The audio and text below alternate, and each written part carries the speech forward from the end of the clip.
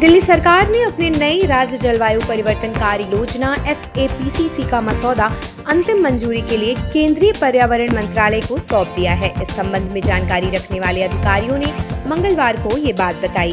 अधिकारियों के अनुसार SAPCC 2.0 नामक ये नई योजना 2019 की पुरानी योजना की जगह लेगी, जो पुराने आंकड़ों पर आधारित होने के कारण मौजूदा मौसमीय परिस्थितियों के हिसाब से कम उपयोगी रह गई थी।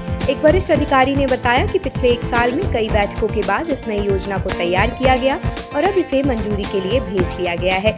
दिल्ली के पर्यावरण मंत्री मनजिंदर सिंह सिरसा ने कहा कि 2019 की योजना ने जहां राष्ट्रीय जलवायु परिवर्तन कार्य योजना के अनुरूप दिल्ली के लिए आधार तैयार किया था, वहीं SAPCC 2.0 अधिक व्यापक क्रियान्वयन पर केंद्रित और राष्ट्रीय व वैश्विक जलवायु लक्ष्यों के अनुरूप है। इसमें भारत के अद्यतन NDC, सतत विकास लक्ष्य, पेरिस समझौता और दीर्घकालिक निम्न उत्सर्जन विकास रणनीति जैसे पहलुओं को शामिल किया गया है। एक अन्य अधिकारी ने बताया कि ये नई योजना जैव विविधता पर वैश्विक समझौते के तहत ग्लोबल बायोडायवर्सिटी फ्रेमवर्क GBF के अनुरूप भी है। इसमें शहरी वनीकरण को बढ़ावा देने के लिए नगर वन विकसित करने, बड़े स्तर पर वृक्षारोपण अभियान चलाने और टिकाऊ भूमि उपयोग योजना पर जोर दिया गया है। साथ ही शहरी विकास, जल प्रबंधन और जलवायु अनुकूलन रणनीतियों में प्रकृति आधारित समाधानों को शामिल करने पर भी ध्यान दिया जाएगा।